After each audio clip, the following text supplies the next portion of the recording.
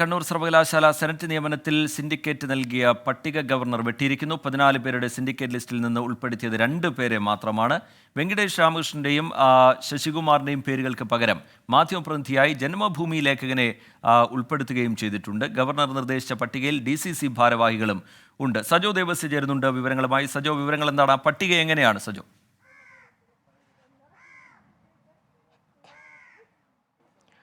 റിജിത്ത്, ഗവർണറുടെ വെട്ടിനിരത്തൽ തുടരുകയാണ്. കണ്ണൂർ സർവകലാശാല സിൻഡിക്കേറ്റ് നൽകിയ 14 പേരുടെ പട്ടികയാണ് ഗവർണർക്ക് സമർപ്പിച്ചിരുന്നത്. ആ 14 പേരിൽ 12 പേരുടെയും പേരുകൾ വെട്ടി 2 പേരെ മാത്രമാണ് സർവകലാശാല നൽകിയ പട്ടികയിൽ നിന്ന് ഉൾപ്പെടുത്തിയത്. ഗവർണർ വെട്ടിയവരിൽ പ്രമുഖരുണ്ട്, CK വിനീത് അടക്കമുള്ള പ്രമുഖരുണ്ട്. മാധ്യമ പ്രതിനിധികളായും വെങ്കിടേഷ് രാമകൃഷ്ണന്റെയും ശശികുമാറിന്റെയും പേരായിരുന്നു നിർദ്ദേശിച്ചിരുന്നത്. ആ പേരും വെട്ടി ഉൾപ്പെടുത്തിയിരിക്കുന്നത് ജന്മഭൂമിയുടെ ലേഖകരെയാണ്. ഒപ്പം മറ്റൊരു പ്രധാനപ്പെട്ട കാര്യം, 2 DCC ഭാരവാഹികളും ഗവർണർ നാമനിർദ്ദേശം ചെയ്ത പട്ടികയിൽ ഉൾപ്പെട്ടിട്ടുണ്ട് എന്നതാണ് ശ്രദ്ധേയമായ കാര്യം. നമ്മളോടൊപ്പം ഇപ്പോൾ SFI സംസ്ഥാന പ്രസിഡന്റ് ശ്രീ K അനുശ്രീ ചേരുകയാണ്. എന്താണ് ഇതിൽ നിങ്ങളുടെ വിമർശനം?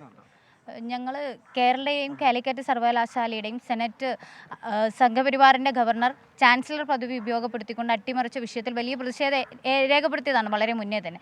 സമാനമായ സ്ഥിതിയാണ് കണ്ണൂർ സർവകലാശാലയിലും കാണാൻ പറ്റിയത്. ഇന്നലെയാണ് സർവകലാശാല കൊടുത്ത VC അംഗീകരിച്ചിട്ടുള്ള ലിസ്റ്റിന് മേലെയുള്ള ഗവർണറുടെ മറുപടി കടന്നു വന്നിട്ടുള്ളത്. നമ്മൾ കണ്ടത് തെരഞ്ഞെടുപ്പ് അടക്കം മുൻനിർത്തിക്കൊണ്ട് ചട്ടപ്രകാരം ആണോ ഇത് കടന്നു വന്നിട്ടുള്ളത് എന്നുകൂടി പരിശോധിക്കപ്പെടേണ്ടതാണ്. വളരെ കൃത്യമായിട്ട് പരിശോധിക്കണം. അതിനോടൊപ്പം തന്നെ ഗവർണർ തന്നിട്ടുള്ള മറുപടി ലിസ്റ്റ് പരിശോധിക്കുമ്പോൾ 16 അംഗങ്ങളെ തിരഞ്ഞെടുക്കേണ്ടത് യൂണിവേഴ്സിറ്റി കൊടുത്തത് 48 അംഗങ്ങളുടെ ലിസ്റ്റാണ്. അതായത് ഓരോ വിഭാഗത്തിലും 3 പേരുടെ വെച്ചിട്ടുള്ള ലിസ്റ്റാണ് യൂണിവേഴ്സിറ്റി കൊടുത്തത്.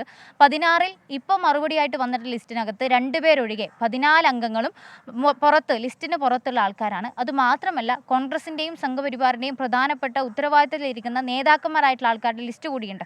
അതിൽ ഏറ്റവും പ്രധാനമായിട്ട് ആദ്യം സൂചിപ്പിക്കാനുള്ളത് ഹെഡ് മാസ്റ്റേഴ്സ്, ഹൈസ്കൂളിൻ്റെ ഹെഡ് മാസ്റ്റർ പദവിയുമായി ബന്ധപ്പെട്ടിട്ടുള്ള ഒരു മേഖലയുണ്ട്. ആ മേഖലയിൽ നിന്ന് സർവകലാശാല 3 ആൾക്കാരെ നോമിനേറ്റ് ചെയ്യുന്നു. പക്ഷേ മറുപടിയായിട്ട് ഗവർണർ അയച്ച ലിസ്റ്റിനകത്ത് ഹൈസ്കൂളിൻ്റെ ഹെഡ് മാസ്റ്റർ എന്ന പദവിക്കപ്പുറത്തേക്ക് സ്റ്റാറ്റ്യൂട്ട് അട്ടിമറിച്ചുകൊണ്ട് LP സ്കൂളിൻ്റെ ഹെഡ് മാസ്റ്ററെയാണ് നിയമിക്കുന്നത്, അല്ലെങ്കിൽ ആ രീതിയിലാണ് ലിസ്റ്റ് തയ്യാറാക്കിയിട്ടുള്ളത്. ഏറ്റവും പ്രധാനപ്പെട്ട സ്റ്റാറ്റ്യൂട്ട് ലംഘിച്ചു എന്നാണ് ഏറ്റവും ആദ്യ പ്രാഥമിക ദർശനത്തിൽ അത് കാണാൻ വേണ്ടി പറ്റുന്നത്.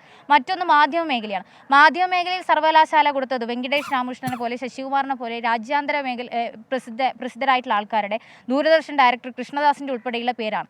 എന്നാൽ കടന്നു വന്നിട്ടുള്ളത് BJPയുടെ മുഖപത്രമായ ജന്മഭൂമിയുടെ ലേഖകന് UP സന്തോഷാണ്. കേരളയിലും കാലിക്കറ്റിലും നടന്നതാണ്. BJP അനുഭാവികളെ അവരുടെ പത്രാധിപരെ ഉൾക്കൊള്ളിക്കുന്ന സ്ഥിതി. അഭിഭാഷക മേഖലക്കകത്ത് RSSന്റെ സജീവ നേതാവ് ഭാരതീയ ദേശീയ സമിതി സംഘം K കരുണാകരൻ നമ്പ്യാരാണ് SFI നേതാവ് അനുശ്രീ അതിനോട് പ്രതികരിക്കുകയായിരുന്നു. കണ്ണൂർ സർവകലാശാല സെനറ്റ് നിയമനത്തിൽ സിൻഡിക്കേറ്റ് നൽകിയ പട്ടിക ഗവർണർ വെട്ടുന്നു. 14 പേരുടെ സിൻഡിക്കേറ്റ് ലിസ്റ്റിൽ നിന്ന് വെറും 2 പേരെ മാത്രമാണ് ഉൾപ്പെടുത്തുന്നത്. വെങ്കടേഷ് രാമകൃഷ്ണന്റെയും ശശികുമാറിന്റെയും പേരുകൾക്ക് പകരം മാധ്യമപ്രതിനിധിയായി വരുന്നത് ജന്മഭൂമി ലേഖകനാണ്.